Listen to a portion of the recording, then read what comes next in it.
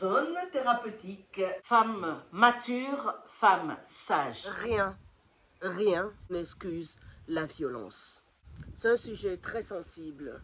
C'est un sujet un peu compliqué. Il y a beaucoup de gens qui subissent cette violence-là, hommes comme femmes. Il y a aussi des hommes maltraités. Il y a aussi des hommes battus. Mais généralement, c'est les femmes qui sont sous l'emprise des hommes, sous l'emprise de leurs conjoints. Femme mature, femme sage. Il serait trop facile pour moi de donner une réponse, une direction à cette dame que j'ai nommée l'autre Agathe, de lui dire oui, fais comme ci ou fais comme ça. C'est très délicat, c'est un sujet très sensible. Mais ce qui m'interpelle aussi dans cette question où l'autre Agathe me dit « Mon mari me tape ».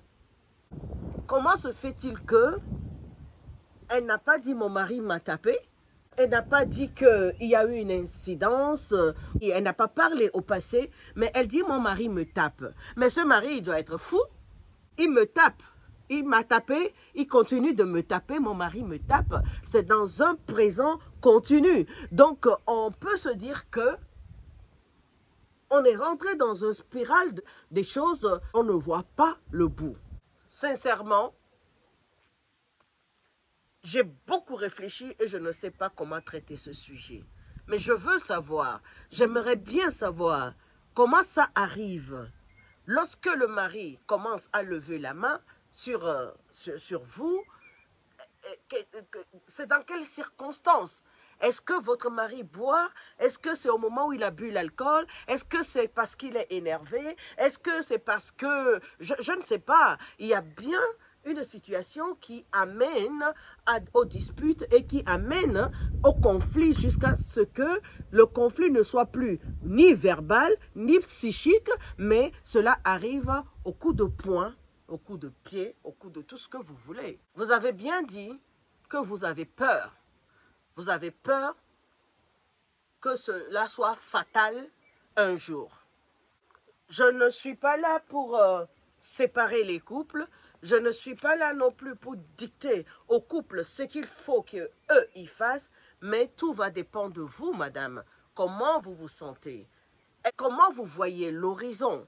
Est-ce que cette situation est arrivée parce que manque de contrôle de votre mari qui a fait que ça a dégénéré? Mais quand vous me dites « mon mari me tape », je peux entendre que c'est quelque chose qui arrive régulièrement. Lorsque le mari n'est pas content, la seule solution, ce n'est pas les discussions, ce n'est pas les points de vue, ce n'est pas un juste milieu, mais c'est les coups de poing. En ce moment, vous êtes en danger, madame. Vous êtes en danger.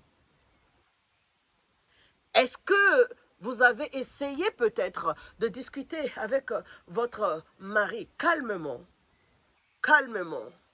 et lui faire comprendre que peut-être il serait bien de vous donner un temps de recul? Parce qu'il faut que cela arrive à s'arrêter. On ne peut pas vous taper à 3 ans, à 6 ans, à 10 ans, à 20 ans, à 30 ans, à 40 ans. Est-ce que votre mari est quelqu'un de violent? Quand vous l'avez connu, est-ce qu'il était violent? Est-ce que c'est au fil des années qu'il est devenu violent? Il y a tout un tas de questions à se poser. Même taper une seule fois, c'est une fois de trop. Voilà. Et aussi, je veux comprendre, savoir comment se fait-il que votre mari vous tape, comment vous en arrivez là, comment les échanges commencent, comment les disputes commencent, comment les choses se mettent en place au point où votre mari vous tape. Est-ce que lorsque votre mari vous tape, vous les laissez faire ou est-ce que vous vous défendez aussi? On peut se défendre aussi juste en disant, bon, on va se mettre un petit peu, se donner un temps de recul pour revoir. Et j'ai envie plutôt de ne pas répondre directement à cette question. J'ai envie de dire que pour la plupart du temps, lorsque cela arrive, qu'un homme tape une femme, c'est qu'il a de l'emprise sur cette personne. Femme, qu'est-ce que tu fais? Qu'est-ce que tu fais au point où ton mari ne t'a pas tapé une fois, mais il te tape continuellement et tu es au même endroit. Et tu me dis, mon mari me tape. Mon mari me tape. Je veux comprendre, il y a quelque chose qui m'échappe. Surtout que, je vais dire que les femmes sont très protégées. Il y a SOS Femmes Battues, il y a toutes ces associations-là. L'autre, Agathe, me dit, mon mari me tape, mais je n'arrive pas à partir. Je sais que ce n'est pas facile pour les femmes. Oui, parce que vous dites que les enfants sont petits, mais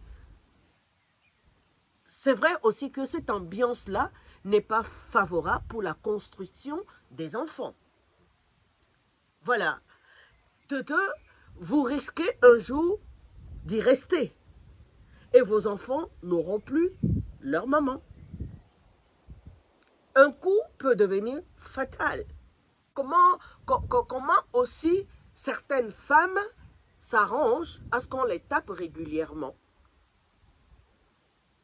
Parce qu'on aime, ça peut être une des raisons, parce qu'on se dit qu'il y a les enfants, mais les enfants sont en train de souffrir. Lorsque le mari vous tape, où sont les enfants qui subissent cette scène? Donc c'est plutôt destructeur pour les enfants d'assister à ces scènes. Je comprends tout à fait cette situation que on n'a pas envie d'aller au-delà.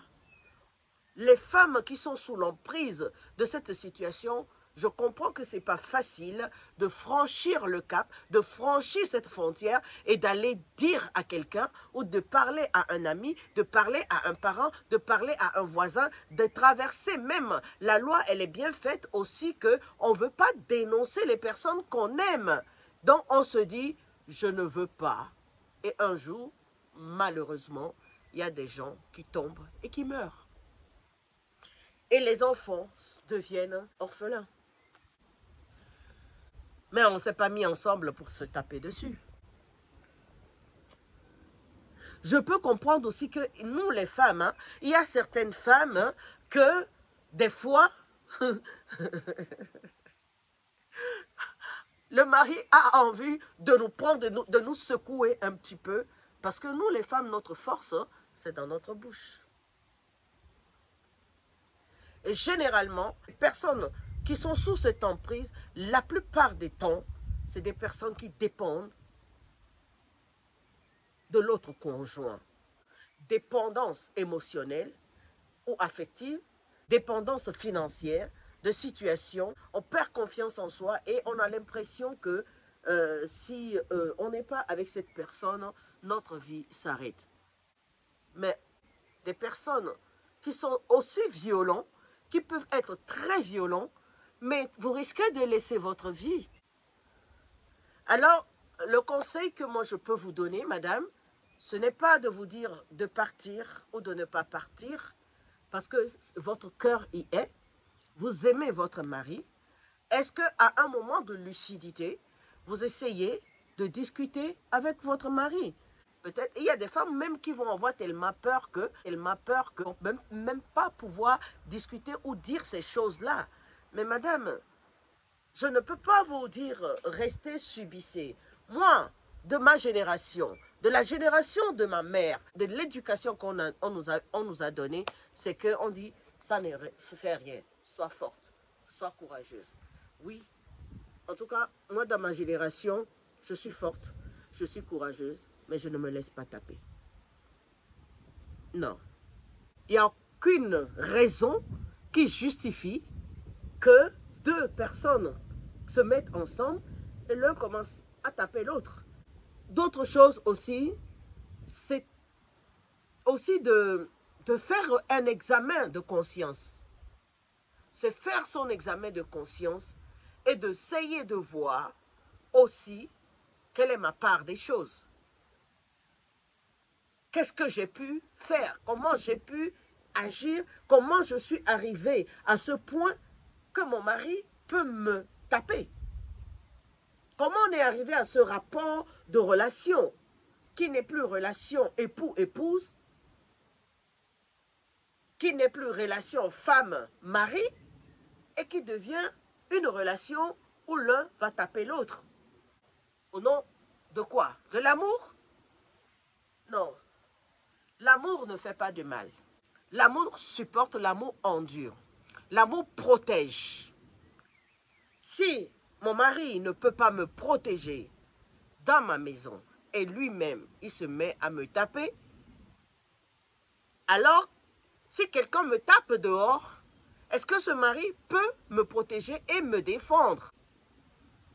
Ma très chère Agathe, je n'ai pas de solution tout prêt, tout fait, tout préparé pour ce cas-là. Mais si vous sentez vraiment, réellement que vous êtes en danger, vous savez ce qu'il vous reste à faire. Mais je vous suggère, si vous ne travaillez pas, commencez à y penser. Commencez à prendre votre indépendance financière. Commencez à prendre votre autonomie. Commencez à organiser de sorte que vous ne dépendez pas à 100% de ce mari-là. Peut-être que ça peut changer les choses, mais vous savez, les choses peuvent arriver aussi très rapidement. Très rapidement. Alors vos enfants ont besoin de vous. Votre famille a besoin de vous. Vos amis ont besoin de vous. Je crains le pire, alors, ma très chère, il y a certains détails qui me manquent dans la question que vous m'avez envoyée, mais j'en profite pour en parler parce que je sais qu'il y a beaucoup de personnes, des femmes, qui vivent cette situation de dominer et de dominant, de cette situation, cette pression-là. Des fois, ce n'est même pas physique. Voilà, la pression psychologique, psychique, aussi dans le couple.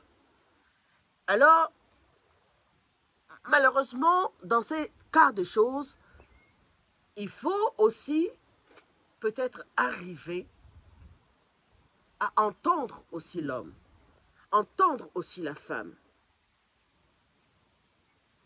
Essayer d'arranger, de réconcilier, de repositionner les choses quand on peut. Mais vraiment, quand on ne peut rien faire, qu'est-ce qu'il faut?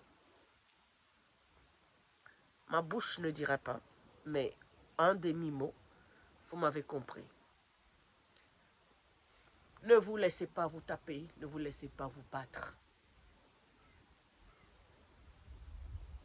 Ce n'est pas une question d'être révolté, mais c'est une question de se positionner de telle sorte que, même si l'autre en face a envie de me taper, mon attitude, mes réponses, mon comportement, mon autonomie, mon indépendance fera que,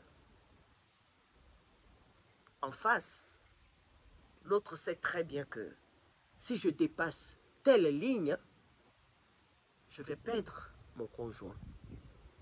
Peut-être c'est une approche de solution.